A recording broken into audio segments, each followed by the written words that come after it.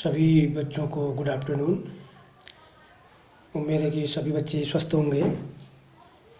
बच्चों, आज हम एक नई सामाजिक विज्ञान की एक नई किताब यानी कि भूगोल की पाठ्य पुस्तक लेके चल रहे हैं।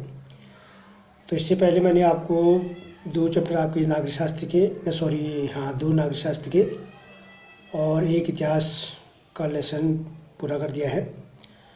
उसमें से मैंने बहुत सारे कार्य आपको दिए हैं, वो शायद आपने कर लिया होगा। बाद में जब स्कूल खुलेगा तो मैं इसको प्रॉपर्ली चेक करूँगा। तो आज हम अब हम भूगोल को शुरू करने जा रहे हैं, जिसका किताब का नाम है समकालीन भारत 2 और सामाजिक विज्ञान की किताब है।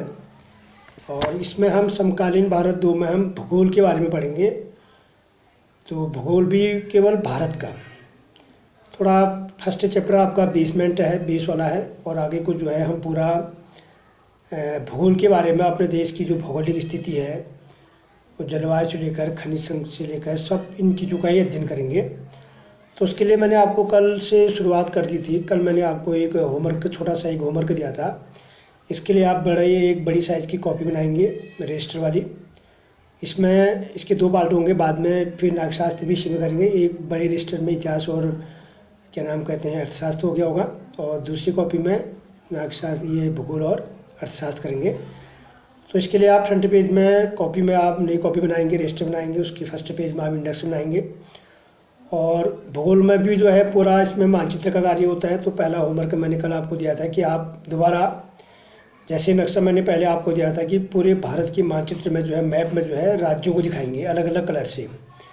और वो फर्स्ट पेज में आपका पिनअप होगा, उसको आप जोड़ेंगे कॉपी में। क्योंकि भूगोल में जानने के लिए पहले राज्यों की जानकारी होना बहुत ज़रूरी है, क्योंकि इसमें नक्शाकारी भी आता है।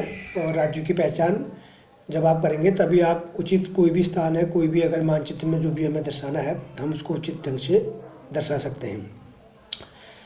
तो इसके लिए अब आज हम एक नए चैप्टर से शुरू करते हैं। पहला चैप्टर जो इसमें है वो है संसाधन एवं विकास। तो संसाधन एवं विकास पहला लेसन है। तो सबसे पहले हम जानेंगे संसाधन क्या है और किस तरह से संसाधनों का हम वर्गीकरण करेंगे, उसका कैसे हम अध्ययन करते हैं। किसी भी संसाधनों का वर्गीकरण का मतलब उनका सही ढंग से सिस्टमेटिकली उसका अध्ययन करना। तो सबसे पहले आपको पता होना चाहिए कि संसाधन क्या है। तो अगर हम दैनिक जीवन में अपने आसपास, अपने घर में, अपने विभिन्न प्रकार के जब हम चीज़ों को देखते हैं, वस्तुओं को देखते हैं, तो हम अनेक प्रकार के पदार्थों से बनी हुई वस्तुओं का क्या करते हैं, उपयोग करते हैं। तो जितनी भी चीज़ें हैं आज की डेट में, आज के इस भौतिक युग में, आज के इस वैज्ञानिक युग में, सूचना और प्रौद्योगिकी के युग में संसाधनों का बहुत बड़ा महत्व है। तो जो भी चीज़ें हैं आज हम खाना पीना, अपनी दैनिक जो भी चीज़ें हैं, कॉपी किताब पेंसिल बस्ता कपड़े, जो भी चीज़ें हैं, ये सब कोई भी चीज़ जब है तो ये कोई न कोई पदार्थ से बनी होती है। तो इसका मतलब है कि हमारे पर्यावरण में जितनी भी वस्तुएं हैं, अब उनकी आवश्यकताओं को पूरा करने के लिए हम उन पर्यावरण से उन संसाधनों का प्रयोग करते हैं। और प्रौद्योगिकी के द्वारा उस प्राकृतिक पदार्थ को अपने पर्यावरण में जो हमारे पास संसाधन है, अपनी टेक्नोलॉजी के द्वारा उनको हम अपने लिए उपयोगी बनाते हैं। जैसे कि कॉपी है, किताब है, आप जानते हैं कि इसके लिए रॉ मटेरियल हम अपनी प्राकृतिक चीज़ों से लाए हैं, अपने पर्यावरण से हमको मिला है। पेड़ पत्तियों के खालों से हम पेपर बनता है।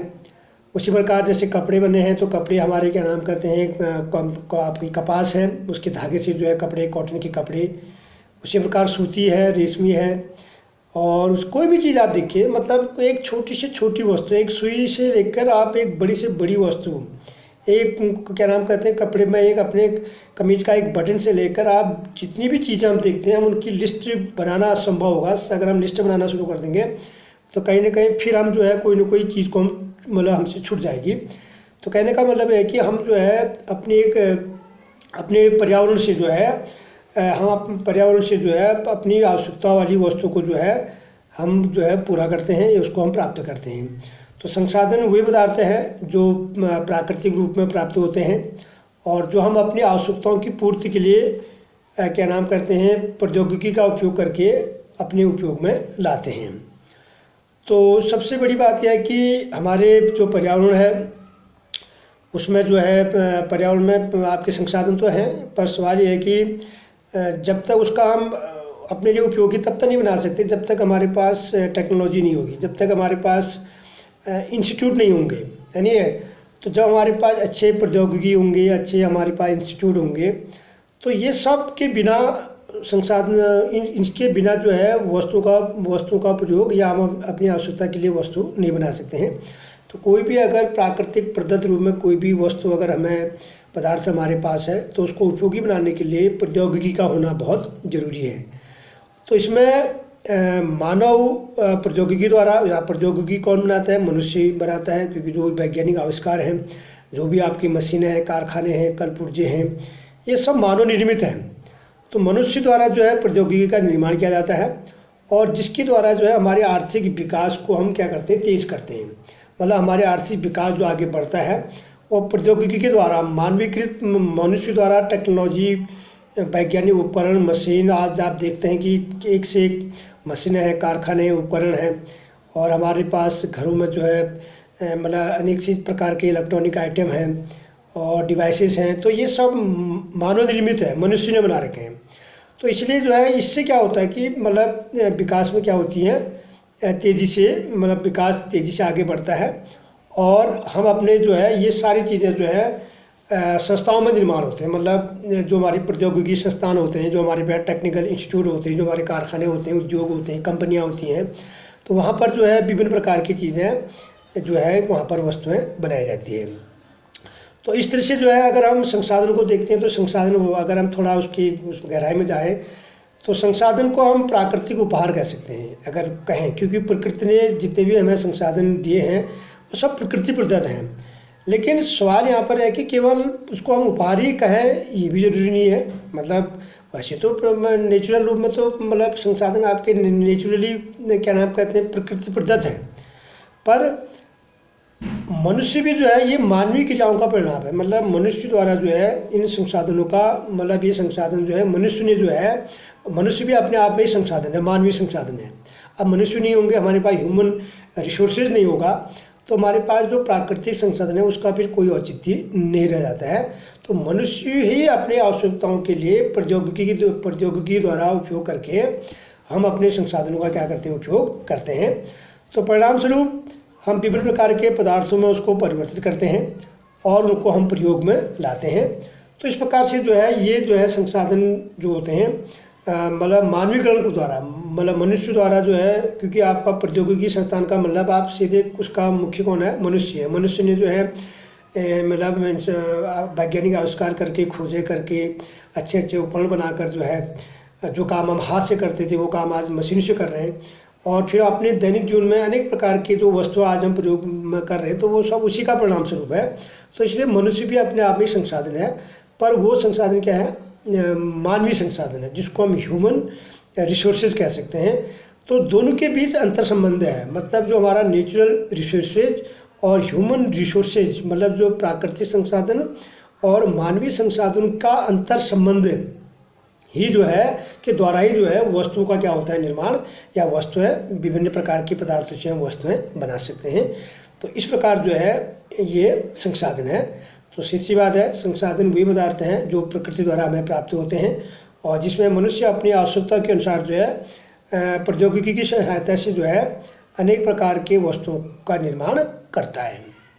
अब भाई थोड़ा हम इसका एक वैज्ञानिक तरीके से अध्ययन कर लेते हैं। तो इसका हम क्लासिफिकेशन करते हैं, संसाधनों का वर्गीकरण करते हैं। तो संसाधनों का जो वर्गीकरण है, अगर हम साइंटिफिक लॉ में अगर हम देखें तो अगर किसी इसका सिस्टमेटिकली अगर हम अध्ययन करें तो वो मुख्यतः आपके 4 हैं। 4 प्रकार के हम संसाधनों का वर्गीकरण कर सकते हैं। मतलब संसाधन तो बहुत है, पर अध्ययन की सुविधा की दृष्टि से उसका एक सिस्टमेटिक स्टडी के लिए जो है हम उसको 4 भागों में बांट सकते हैं। तो ये 4 भाग आपके हैं उत्पत्ति के आधार पर, समाप्यता के आधार पर, और स्वामित्व के आधार पर, और विकास के स्तर के आधार पर। तो अब हम बारी बारी से जो है ये 4 प्रकार के जो आपके संसाधनों का जो वर्गीकरण है, इन वर्गीकरणों को समझेंगे। और इसके अलावा मैंने कल आपको फिर एक काम दिया था, उसमें आपका एक स्ट्रक्चर बनाना था, मतलब संसाधन आपका क्या है। तो संसाधन अगर हम देखें तो संसाधन के आपके 2 पार्ट होते हैं, प्राकृतिक और मानवीय। तो मानवीय संसाधन में जो संरचनाएं होती हैं, महत्व और गुणवत्ता, कौन सी वस्तु बनेगी, कैसे बनेगी, और उसके लिए संस्था बनेगी, एक इंस्टीट्यूट बनेगा, मतलब एक कारखाना बनेगा या एक कोई भी संस्था बन सकती है। उसकी महत्व और गुणवत्ता कौन करेगा निर्धारित? मनुष्य करेगा।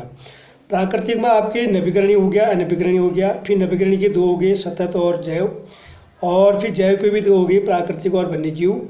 अनवीकरणीय के भी आपके दो पार्ट हो गए, पुनर्चक्रीय और अचक्रणीय। तो इस प्रकार से जो है ये एक स्ट्रक्चर है, मतलब वर्गीकरण उसका ये भी आपको कॉपी में बनाना है, कॉपी के पार्ट का नाम हम लिखेंगे। तो किताब में जो ये संसाधन का जो वर्गीकरण है, इसका जो स्ट्रक्चर बना रखा है, जो मैंने आपको कल व्हाट्सएप में भेजा था, तो वो जो है आप इसको बनाएंगे, कॉपी में बनाएंगे। तो इस तरह से जो है मतलब संसाधनों का प्रयोग जो है मतलब 3 से ट्रायंगल की तरह काम करता है। तो सबसे पहले भौतिक पर्यावरण जो प्रकृति से हमें मिला है, और उसको उस भौतिक शीर्ष पर आपका भौतिक पर्यावरण है, जो मतलब हमको जो हमें भौतिक अवस्था में प्राप्त होता है, मतलब प्राकृतिक अवस्था में प्राप्त होता है, प्रकृति प्रदत्त जो हमको प्राप्त होता है, और उसको हम जो है प्रौद्योगिकी और संस्थाओं द्वारा, मतलब प्रौद्योगिकी क्या है? मशीनें हैं, आपके कारखाने हैं, उपकरण हैं, और उसके लिए क्या बनी है? संस्थाएं बनी हैं, मतलब आपके कारखाने बने हुए हैं। तो ये जो मिलकर जो है, ये तीनों मिलकर जो है क्या करते हैं? वस्तु अपने लिए उपयोगी वाली वस्तुओं का हम क्या करते हैं? निर्माण करते हैं। यानी कि किसी भी वस्तु का उपयोग बनाने के लिए ये 3 चीज़ों का होना बहुत जरूरी है। एक ट्रायंगल की तरह काम करता है, प्रकृति, प्रौद्योगिकी और संस्थाएं। तो इस प्रकार से जो है अब हम संसाधनों का वर्गीकरण, तो पहला जो है संसाधनों के जो प्रकार हैं, तो ये 4 प्रकार मैंने आपको बताए थे। तो सबसे पहले हम बात करते हैं उत्पत्ति के आधार पर। तो उत्पत्ति के आधार पर संसाधन क्या है? तो उत्पत्ति के आधार पर हम संसाधनों को 2 भागों में, उसके 2 पार्ट हैं, 2 भागों में कह सकते हैं। तो पहला पार्ट इसका है जैव संसाधन। तो जैव संसाधन का मतलब वे संसाधन जो हमको जीवमंडल से प्राप्त होते हैं, मतलब संसाधन हमें अलग अलग रूपों में प्राप्त होते हैं। तो अब हम संसाधनों का अध्ययन कर रहे हैं, वर्गीकरण कर रहे हैं। तो कहाँ से हमको कौन कौन से संसाधन जिनकी गुण विशेषता, लक्षण, मतलब विशेषता एक जैसी होंगी, उनको हमने एक खंड में रखा है। तो जैसे हम पहला ग्रुप आपको बता रहे हैं, पहला खंड बता रहे हैं उत्पत्ति के आधार पर, मतलब संसाधन की उत्पत्ति कैसे होती है। तो संसाधन की उत्पत्ति जैव और अजैव से होती है। जैव का मतलब जीवमंडल, मतलब लिविंग थिंग्स यानी है। तो वे संसाधन जो हमें जीवमंडल से प्राप्त होते हैं, मतलब जीवमंडल का मतलब जो जिनमें प्राण है, क्या नाम कहते हैं, जीव में प्राण है। तो जैसे मनुष्य हो गया, वनस्पति हो गई, प्राणी जात हो गई, मत्स्य हो गया, पशुधन हो गए। तो यहाँ से जो चीज़ें प्राप्त करते हैं ये जैव संसाधन हो गए। मतलब इन जीवों से भी हमको, ये जीव भी हमारे लिए क्या है? संसाधन है। इनको हम जैव संसाधन कहते हैं, क्योंकि जीवमंडल से हमको ये प्राप्त होते हैं। दूसरा है अजैव संसाधन। अजैव संसाधन का मतलब नॉन लिविंग थिंग्स, सीधी सी बात है, निर्जीव कह सकते हैं आप। वे संसाधन जो निर्जीव वस्तु से बने होते हैं उसको हम अजैव संसाधन कहते हैं। जैसे चट्टान और धातु हैं, समझ गए। तो उन चट्टानों से भी हमें बहुत से चट्टानों से, जैसे आग्नेय शैल, कायांतित शैल, आगे हम अध्ययन करेंगे, उनसे भी है बहुत सारी चीज़ें हमको प्राप्त होती हैं। और उसके अलावा जो धातु हैं, बहुत से आपके खनिज होते हैं। तो कुछ खनिज आपके चक्रीय होते हैं, कुछ अचक्रीय होते हैं, कुछ आपके मतलब कुछों का रिसाइकलिंग होता है, कुछ जो है एक बार समाप्त कर उनके भंडार हैं, कुछ धीमे धीमे उनका उपयोग करने पर वो समाप्त हो जाते हैं। तो ये उत्पत्ति के आधार पर जो है 2 हो गए। तो मैंने ये पहला आपको बताया जैव और अजैव संसाधन। दूसरा है आपका समाप्यता के आधार पर। समाप्यता के आधार पर भी जो है इसको हम 2 पार्ट इसके कह सकते हैं। समाप्यता के आधार पर नवीकरणीय योग्य संसाधन और अनवीकरणीय योग्य संसाधन। तो नवीकरणीय योग्य संसाधन का मतलब वे संसाधन जो भौतिक और रासायनिक यांत्रिक प्रक्रियाओं द्वारा नवीनीकृत किया जा सकता है, उसको मतलब रिसाइकलिंग किया जा सकता है, मतलब उसको हम दोबारा बना सकते हैं, समझ गए। तो ऐसे संसाधन को हम कह सकते हैं नवीकरणीय योग्य संसाधन। इसका नाम से ही आप स्पष्ट हो रहा है। नवीकरण का मतलब हम भौतिक और रासायनिक प्रक्रिया द्वारा वो संसाधन का दोबारा वो संसाधन बन जाता है, मतलब वो दोबारा उसकी पूर्ति हो जाती है, नवीनीकृत हो जाती है, मतलब रिन्यू होते रहता है। तो जैसे आपका सौर ऊर्जा, जल, समझ गए, और क्या नाम कहते हैं, पवन ऊर्जा है, जल है, वन और वन्य जीव है। तो ये सौर ऊर्जा है, पवन ऊर्जा है, जब तक सूर्य है तब तक सूर्य से हमको सौर ऊर्जा मिलती रहेगी। पवन ऊर्जा है, जो जल है, ये सब जो है आपकी नवीकरणीय योग्य संसाधन है। पानी का चक्रण होता है, पानी वर्षा के रूप में हमें पानी मिलता है, तो उसको बनाने में हमारा कोई वो नहीं है। तो एक मतलब ये क्या है, नवीकरणीय है, मतलब वो प्रक्रिया एक नेचुरली वो प्रोसेस होती रहती है। तो ऐसे संसाधन को हम कहते हैं नवीकरणीय योग्य संसाधन। मतलब वे संसाधन जिन्हें भौतिक और रासायनिक प्रक्रियाओं द्वारा, यंत्रिकाओं द्वारा जो है नवीनीकृत किया जा सकता है। भौतिक जैसे ठीक है, पानी हमें मिलता रहता है, पवन ऊर्जा है, ज्वारीय ऊर्जा है और आपके वन्य जीवन है, तो इसको ये तो हो गया आपका नवीकरणीय। अनवीकरणीय का मतलब सीधा उसका उल्टा है। अनवीकरणीय का मतलब वे संसाधन जो जिसका जो है एक लंबे भूवैज्ञानिक अंतराल में होता है। कुछ ऐसे संसाधन होते हैं जो हमारे पृथ्वी के नीचे जो है, भूमि के नीचे जो है, एक लंबे समय के बाद जो है वो हमें प्राप्त होते हैं। तो जैसे खनिज, समझिए, तो जितने भी हमारे खनिज होते हैं वो भूमि के नीचे होते हैं। तो जैसे भूमि के नीचे में खनिज और जीवाश्म ईंधन, तो खनिज और जीवाश्म ईंधन जो है इस प्रकार के संसाधन हैं और जिनको बनने में जो है समय लगता है, लाखों वर्ष लगता है। तो ज़मीन के नीचे, भूमि के नीचे जितने भी हमारे पास आपके मेटल हैं और उनको बनाने में समय लगता है, वो लाखों वर्षों के बाद एक भूगर्भिक आंतरिक एक प्रक्रिया होती है, भूगर्भिक, उस प्रक्रिया के परिणाम स्वरूप जो है उसमें ताप, दाब और उसका प्रभाव पड़ता है। उसके द्वारा ही जो है कोई ना कोई एक लेयर बनती है, तो उसके द्वारा हमें अनेक प्रकार के पदार्थ या अनेक प्रकार के धातुएं हमको प्राप्त होते हैं। तो इसमें जो है धातुएं तो आपके पुनर्चक्रीय हैं। कुछ धातुएं ऐसी होती हैं जो मतलब पुनर्चक्रीय हैं, जो मतलब उनका चक्रण चलते रहता है। और जीवाश्म ईंधन अचक्रीय है। जीवाश्म ईंधन का मतलब एक बार जैसे हम इसका प्रयोग करेंगे तो वो फिर हम उसका वो फिर क्या हो जाता है, समाप्त हो जाता है। तो अनवीकरणीय योग्य का मतलब आप ये समझ होंगे कि वे संसाधन जो है जिनका जो है एक लंबे भू अंतराल के बाद जो है प्राप्त होता है और जिनको हम दोबारा जो है मतलब उसका नवीनीकरण उनको नहीं किया जा सकता है। जैसे ही उपयोग में लाने के बाद जो क्या हो जाते हैं, समाप्त हो जाते हैं, तो उसको कहते हैं अनवीकरणीय, मतलब ये दोबारा नहीं बनते हैं। ये तो बात थी आपका समाप्ति के आधार पर। स्वामित्व के आधार पर भी जो है, तीसरा है स्वामित्व के आधार पर। तो स्वामित्व के आधार पर आपके 3 भागों में इसको हम बांट सकते हैं, व्यक्तिगत संसाधन, सामुदायिक स्वामित्व वाले संसाधन और राष्ट्रीय संसाधन। तो व्यक्तिगत संसाधन का मतलब है व्यक्ति जो ऐसे संसाधन जिसमें किसी व्यक्ति विशेष का क्या होता है, अधिकार होता है। तो जैसे व्यक्ति विशेष में जैसे हमारे पास खेत है, भूमि है, समझिए, और गांव के बहुत सारे लोगों की ज़मीन होती है, तो उसके मालिक वो स्वयं होते हैं। तो भूमि सब संसाधन में भूमि सबसे मुख्य है। संसाधन का अगर आप देखें तो कोई भी संसाधन हमको प्राप्त होता है वो किस में मिलता है, भूमि में मिलता है। तो भूमि भी अपने आप में संसाधन है। तो इसलिए जो है व्यक्तिगत संसाधन का मतलब ऐसे संसाधन जो किसी निजी स्वामित्व के अधिकार क्षेत्र में होते हैं, उसको हम क्या कहते हैं, व्यक्तिगत संसाधन कहते हैं। और तो जैसे किसी के लोगों के पास चरागाह होते हैं, घर होते हैं, भूखंड होते हैं, मकान होता है और उसके बाद उसकी ज़मीन होती है, उसमें किसान काम करते हैं, उनकी नाप की वो ज़मीन होती है। तो इस प्रकार के जो संसाधन हो गए वो व्यक्तिगत संसाधन हो गए, मतलब उसके अंदर जो भी चीज़ें होंगी संसाधन है तो वो क्या नाम कहते हैं, उस व्यक्ति के अधिकार क्षेत्र में आएगा। तो वो तो हो गया आपका व्यक्तिगत संसाधन। सामुदायिक स्वामित्व वाले संसाधन, समुदाय का मतलब गांव, वे संसाधन जो समुदाय के सभी सदस्यों को उपलब्ध होते हैं। मतलब जैसे गांव है, उस गांव में जो भी कुछ ऐसी जगह होती है जहाँ पर सबका अधिकार होता है, किसी व्यक्ति विशेष का अधिकार नहीं होता है। जैसे आपका शमशान घाट है या आपकी कोई भूमि चारण है जहाँ पर आप पशुओं को जो है चराने के लिए ले जाती हो, या कोई तालाब है, समझ गए। तो ये या कोई शहरों में कोई सार्वजनिक पार्क है या कोई पिकनिक स्थल है या कोई खेल का मैदान है, तो ये जो है वहाँ पर रहने वाले लोग जो है उस क्षेत्र में रहने वाले लोग जो है उस चीज़ों का क्या करते हैं, उपयोग करते हैं। तो ये हो गया आपका सामुदायिक स्वामित्व वाले संसाधन, जहाँ पर समुदाय के लोग क्या करते हैं, उसका उपयोग करते हैं। किसी व्यक्ति विशेष का उसमें कोई अधिकार क्षेत्र नहीं होता है। तो वो शहरों में और गाँव में अलग अलग तरह से जो है इस प्रकार की चीज़ें होती हैं। अगला आपका राष्ट्रीय संसाधन।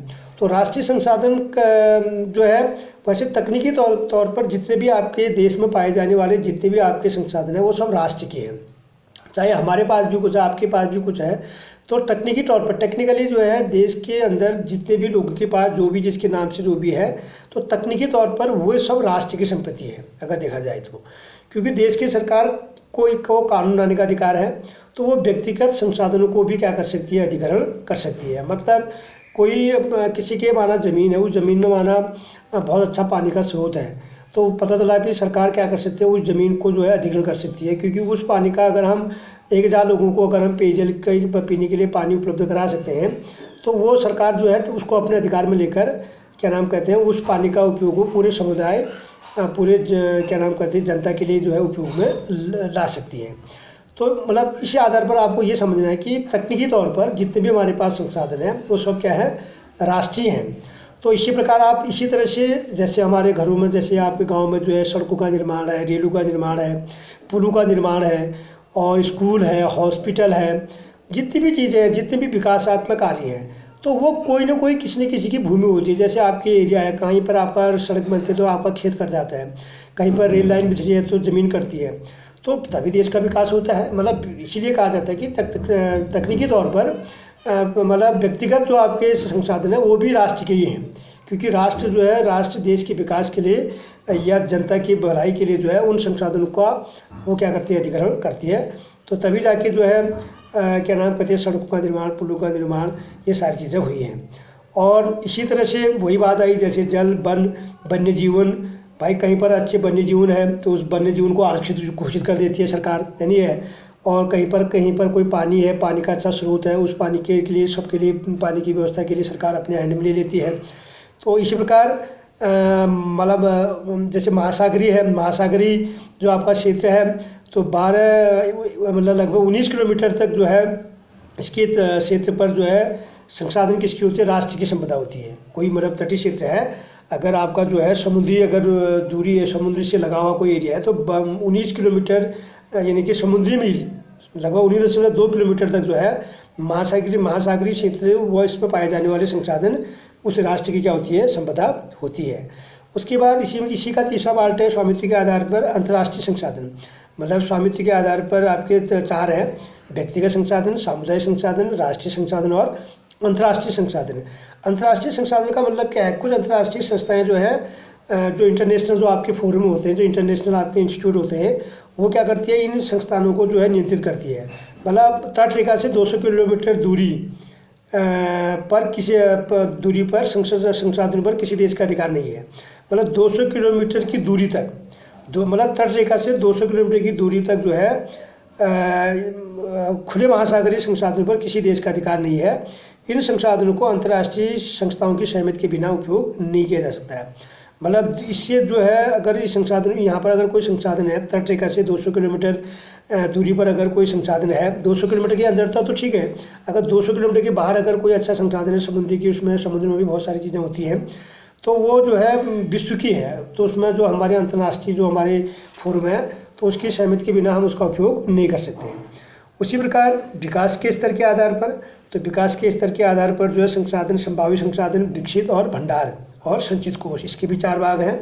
तो पहला है संभावित संसाधन। संभावित संसाधन का मतलब वे संसाधन जो किसी प्रदेश में विद्यमान है परंतु इनका उपयोग नहीं किया गया। संभावित का मतलब संभावना व्यक्त की गई है, मतलब ऐसे संसाधन जो कहीं पर किसी प्रदेश में, किसी क्षेत्र में है और पर उसका उपयोग अभी नहीं किया गया है, समझ गए।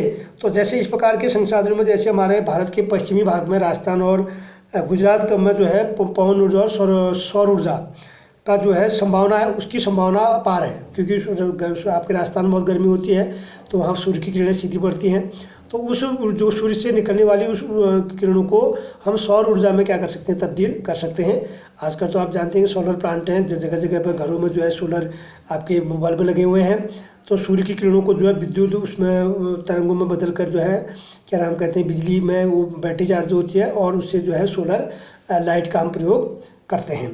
तो यहाँ पर हमारा गुजरात में आपकी क्या चलती है, पवनें चलती हैं, हवाएं चलती हैं तटों के नीचे, तो उस पवन से जो है हवाओं को जो है हम क्या कर सकते हैं, मतलब ऊर्जा में तब्दील कर सकते हैं। पर ये मतलब ये अभी, हालांकि आज के डेट में ऊर्जा का बहुत बड़ा उपयोग है, ऊर्जा ही किसी देश की विकास का मापदंड है। तो जैसे जैसे हमारे पास ऊर्जा से ही जो है देश की विकास का एक मापदंड है और लगातार मांग बढ़ रही है, क्योंकि कोई भी चीज़ है, बिना एक दिन भी अगर बिजली नहीं आती है या कुछ घंटे भी अगर बिजली नहीं आती है तो हमारा सारा काम अस्त व्यस्त हो जाता है। तो ऊर्जा के जो हमारे वैकल्पिक, आगे बताऊंगा, ऊर्जा के जो हमारे वैकल्पिक साधन है, ये पवन ऊर्जा, ज्वारी ऊर्जा, सौर ऊर्जा, इसका अधिक से अधिक प्रयोग किया जा रहा है और गाँव से लेकर, ग्राम से लेकर शहरों में जो है बड़े बड़े आपके सोलर प्लांट लगाए जा रहे हैं। तो इसका सही ढंग से अभी विकास नहीं हुआ है अभी, लेकिन धीमे धीमे जिस तरह से हमारी ऊर्जा की खपत बढ़ रही है, मांग बढ़ रही है, तो हमें ये जो हमारे पास जो ये संभावित संभावना है, जो हमारे पास पवन, सौर और ये जो चीज़ें हैं, इनका प्रयोग करके हम इस ऊर्जा से हम क्या कर सकते हैं, उसकी उपयोग कर सकते हैं। विकसित संसाधन, विकसित संसाधन का मतलब वे संसाधन जिनका सर्वेक्षण किया जा चुका है। विकसित मतलब जिनका सर्वे हो चुका है, क्योंकि संसाधन कहाँ पर कौन चीज़ है क्या है उसके लिए वैज्ञानिक आविष्कार करते हैं, अन्वेषण करते हैं, वहाँ पर इन विषय मतलब उस चीज़ की जांच पड़ताल करते हैं। हमारे वैज्ञानिक, हमारे जो आर्कोलॉजिस्ट होते हैं वो ये सारी चीज़ें बताते हैं कहाँ पर कौन सी चीज़ है। तो जो है विकसित संसाधन का मतलब उस एरिया का सर्वे हो चुका है और उसकी गुणवत्ता और मात्रा भी जो है पता चल चुकी है कि कितनी मात्रा में है, कौन सी उसकी गुणवत्ता है, क्वालिटी है, क्वालिटी और क्वांटिटी का पता चल जाता है। तो विकसित संसाधन कहलाते हैं। विकसित संसाधन का मतलब वे संसाधन जिनका सर्वेक्षण हो चुका है और जिसकी गुणवत्ता और मात्रा के बारे में हम जानते हैं। तो इसका जो है संसाधनों का विकास प्रौद्योगिकी और उसकी संभाव्यता के स्तर पर निर्भर करता है। मैंने कहा कि कोई भी संसाधन है, जब तक हमारे पास टेक्नोलॉजी नहीं होगी हम उस प्राकृतिक संसाधन का अपने लिए उपयोग नहीं कर सकते। अपने लिए कोई वस्तु अगर हमें बनानी, कोई उपयोगी चीज़ें अगर हमें बनानी है तो बिना टेक्नोलॉजी के, बिना प्रौद्योगिकी के ये संभव नहीं है। अब भाई हमने कहा भाई ठीक है सौर ऊर्जा है माना थोड़ी देर के लिए, तो जब हमारे पास टेक्नोलॉजी होगी तभी जाके हम उस सूर्य की किरणों को जो है हम विद्युत ऊर्जा में बदल सकते हैं, समझ गए। तो उसके लिए एक पैनल होता है, उसकी बैटरी होती है, सोलर प्लांट होते हैं, उसकी कुछ प्लेटें होती हैं, उसमें सूर्य की किरणें पड़ती है, तो वहाँ से फिर वो बिजली में कन्वर्ट होकर बैटरी चार्ज होती है। तो ये टेक्नोलॉजी है। तो इसीलिए जो है देश के विकास के लिए प्रौद्योगिकी का होना क्या है, बहुत ज़रूरी है।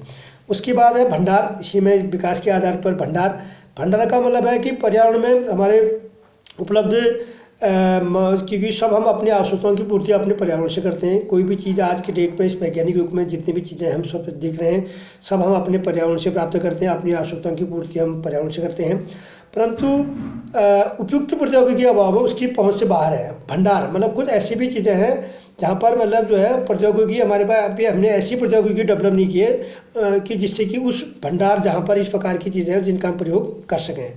तो जैसे कि हमारा पानी है, पानी यौगिक है, पानी एक अणु है। तो आपको मालूम है कि उसका सूत्र, रासायनिक सूत्र H2 होता है।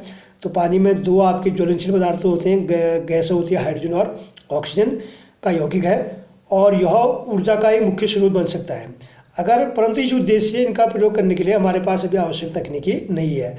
मतलब हाइड्रोजन और ऑक्सीजन जो है दोनों आपके ज्वलनशील पदार्थ हैं, और अगर हमारे पास ऐसी कोई अभी हमारे पास टेक्नोलॉजी नहीं है कि जिससे इस ऊर्जा को हम प्रयोग कर सकें। मतलब ये भंडार है, पर अभी हमें तकनीकी ज्ञान प्राप्त नहीं हुआ जिससे कि हाइड्रोजन और ऑक्सीजन के यौगिक से जो है ऊर्जा में बदलकर हम उस ऊर्जा का हम क्या कर सकें, प्रयोग कर सकें। उसी प्रकार है इसी का अगला पार्ट है संचित कोष। तो कुछ हमारे पास संसाधन संचित है। संचित का मतलब जमा, भंडार है, वो एक कुछ हिस्सा है, और तकनीकी ज्ञान की सहायता में प्रयोग में लाया जा सकता है। मतलब अगर हम कुछ ऐसे भी हमारे पास संसाधनों के भंडार हैं जो उपलब्ध हैं और अपनी तकनीकी ज्ञान के आधार पर हम इनका प्रयोग कर सकते हैं, परंतु इनका उपयोग अभी आरंभ नहीं हुआ है। मतलब इसको हमें, जैसे हम बैंक में पैसा रखते हैं उसी प्रकार हमने रखा है। बैंक में पैसा आप रखते हैं कि अपने मतलब भविष्य के लिए कुछ योजनाएं बनाते हैं या अपने फ्यूचर के लिए कुछ प्लानिंग आपकी होती है और किसी काम के लिए आप पैसा जमा करते हैं।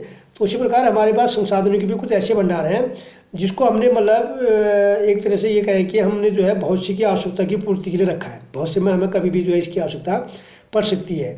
तो जैसे इसमें जैसे नदियों पर क्या बनते हैं, बांध, उससे हम बिजली पैदा करते हैं। तो बांध बनाने से क्या है, बांध अपने आप में एक बहुउद्देशीय परियोजना है। तो बांधों से जो है बिजली बनती है, मत्स्य उत्पादन होता है, सिंचाई के साधन आते हैं, और इसके अलावा क्या नाम कहते हैं कि पर्यटन होता है, बहुत सारी चीज़ें, मतलब बहुत से उद्देश्यों की प्राप्ति होती है।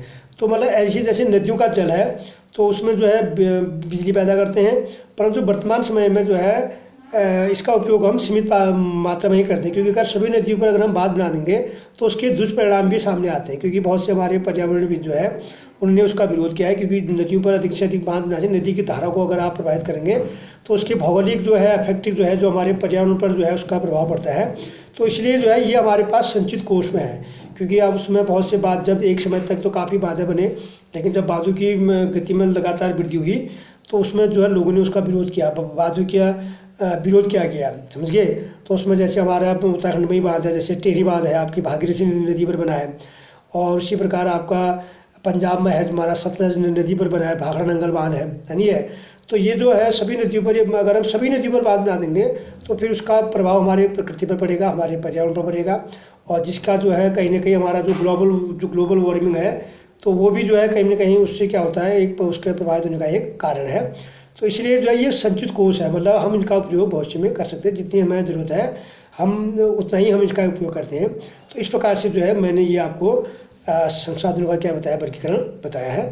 तो आज के लेसन में केवल इतना ही है कि जो ये आपका मतलब संसाधन क्या है वो आपको लिखना है, संसाधन की परिभाषा लिखनी है, और कल का होमवर्क आपने क्या होगा, और उसके बाद संसाधनों का वर्गीकरण किताब से आप इनको हेडिंग वाइज जो है सब जो 4 के 4 प्रकार के जो वर्गीकरण है, उत्पत्ति के आधार पर, जैव और अजैव, समाप्ति के आधार पर, नवीकरण योग्य और अनवीकरण योग्य बताए, उदाहरण से लिखेंगे आप। स्वामित्व के आधार पर व्यक्तिगत, सामुदायिक, राष्ट्रीय और अंतर्राष्ट्रीय, और विकास के स्तर पर संभावित, विकसित, भंडार और संचित कोष। तो इनको जो है ये नोट्स आप बनाएंगे। तो ये कॉपी में आज का जो है होमवर्क भी यही है, और इसको आप किताब एक बार पढ़ेंगे तो ये फिर दोबारा आपके समझ में आ जाएगा।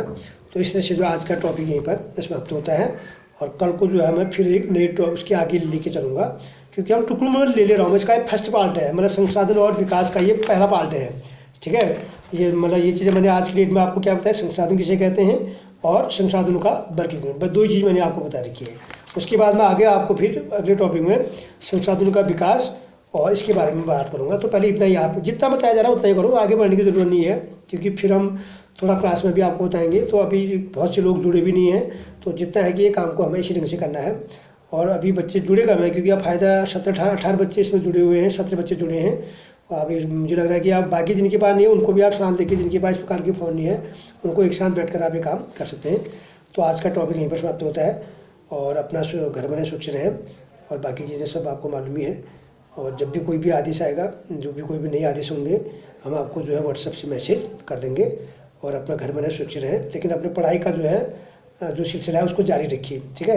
हम भी मेहनत कर रहे हैं, यहाँ से हम भी अपना आधा घंटा 1 घंटा अपने ऑफिस के काम भी कर रहे हैं और काम भी कर रहे हैं, सभी काम कर रहे हैं। तो आपका पढ़ाई का भी हमने एक शेड्यूल बना रखा है।